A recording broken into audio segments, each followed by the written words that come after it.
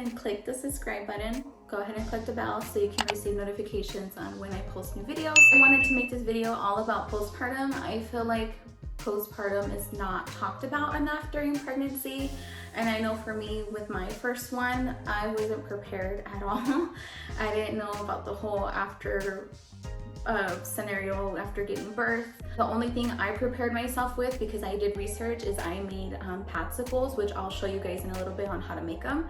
I feel like postpartum is not talked about enough, and I don't know why. Everyone always prepares you for the baby, sleep when baby sleeps, do this for the baby, but no one talks about the mom. Like, no one talks about, oh, the mom needs care as well. Our body just went through such a whole process of creating a baby for 9 months, and then we have to push this baby out, and then we go through so much emotions and hormones.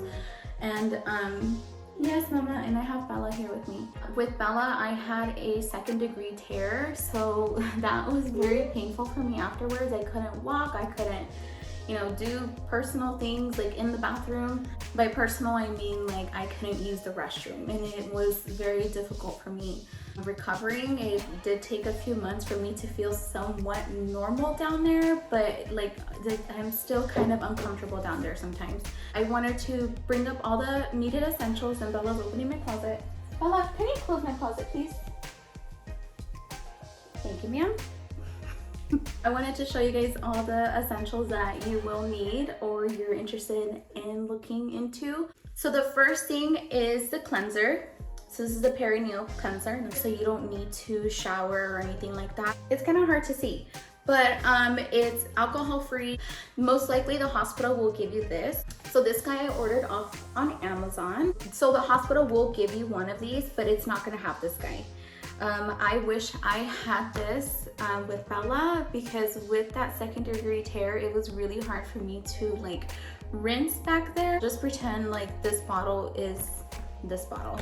It's a straight top, it doesn't have the angle, so it's kind of hard to like reach through places down there and kind of like rinse well. I actually haven't opened it yet. So it comes with a little bag.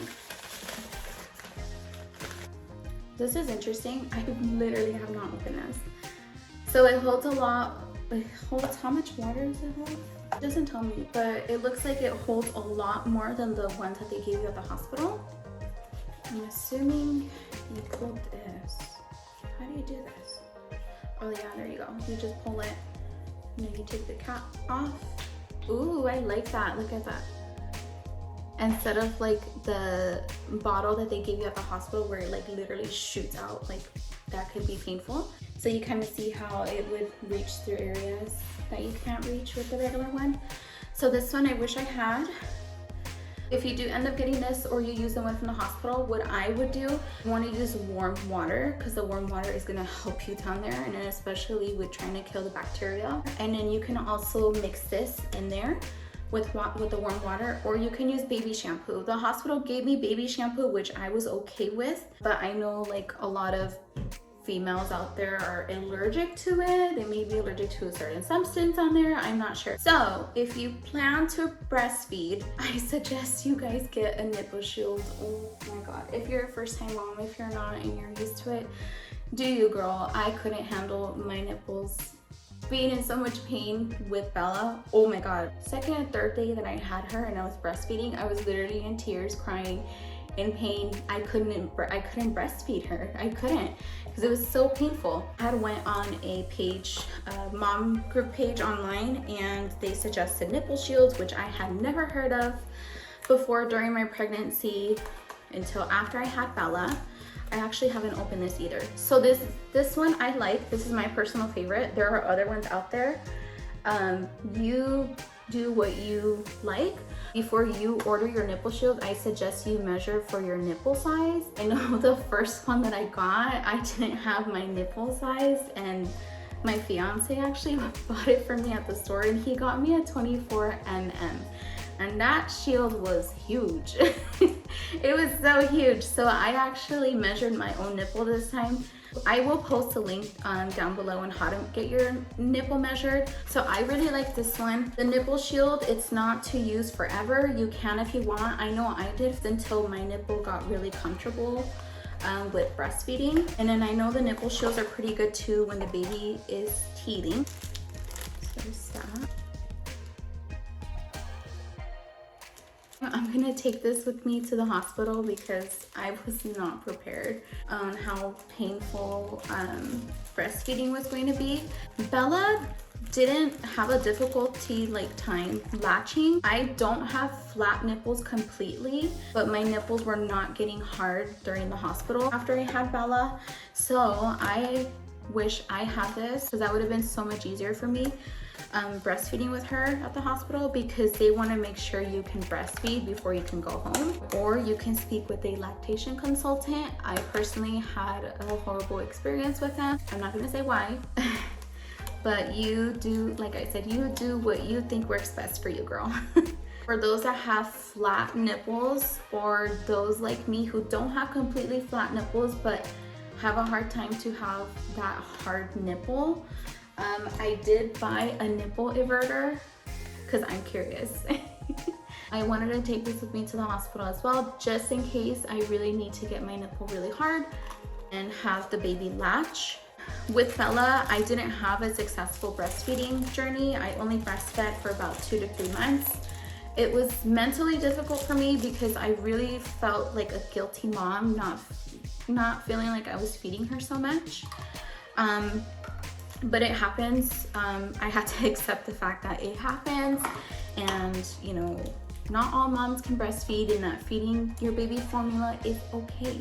Don't feel like me where I literally was giving myself so much guilt not feeding my baby. And then after postpartum, I did buy this guy.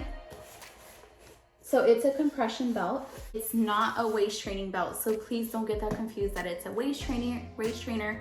It's not. It's basically a compressor for your belly, because afterwards you give birth, all your organs are trying to get back into normal position, and you want to avoid having, what is that thing called? Diactus? I'm gonna post it right here. But basically it means you want to avoid your ab muscle separation, and you want it to have it back together. Otherwise you'll have that bulge just hanging out there. I'm not gonna open it just because it's very difficult for me to put it back in there, but this is the one I had with Bella. So it comes with 3 belts. It comes with the stomach, the waist, and the pelvis. You personally can use other belts that have a 2-piece, 1-piece. I like the 3-piece because I felt like my stomach was very tight in a way. So you're going to need pads, whichever pads you prefer. I personally like the wings because I like for it to stay in place. Diapers. This is the one that I had last time with Bella. I really like these. These were really comfortable. You can get them at Walmart. I got both of them at Walmart actually. They didn't feel tight on my butt or my thighs or my waist. It was really comfortable. I didn't end up using all of this anyways. I just used a few of them because at the hospital they give you underwear and kind of like a liner to put it in there, but to me it was so uncomfortable and it was too much of a process for me to just put it all together in the underwear. Really witch hazel. Again, I got this at Walmart. You can find it at the first aid kit. That's where I found it. And I got aloe. Got it at Walmart. There is one that I have seen a few moms use. They use lavender oil. I personally didn't use lavender oil. I'm not going to talk about essential oils because everyone has their opinions, and I have my opinion.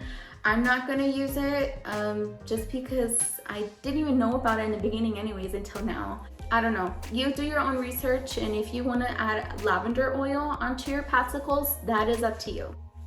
Okay, so I already washed my hands. You can use a spoon or whatever utensil you want to spread the products on the pad. I like using my hands because I feel like I can get it where it needs to be. There's no order on what to put first. You can do whatever you want. Okay, so I like to do, or this is what I did last time. Trust me, this is gonna help you feel so much better down there. I am so glad I made these before I had Bella. I know that there is a brand called Frida Mom or something like that, and their Padsicles are super expensive to me. I personally think they're so expensive. I feel like they don't give you as much for the price you pay for. Like, I saw the price and how much it had in the box, and I was like, no thanks. I would rather make my own and have this much Padsicles for the price that I paid for, and it actually is effective. Well, it did work for me. And then just spread the witch hazel.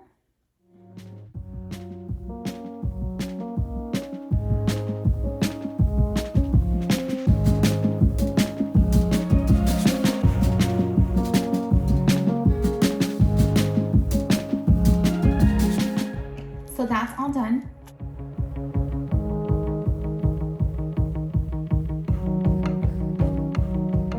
You are done. And then you just put this in the freezer. You see how like it's so stretchable? Like, to me, it was really comfortable. I'm gonna do the witch hazel first because I already have it right here.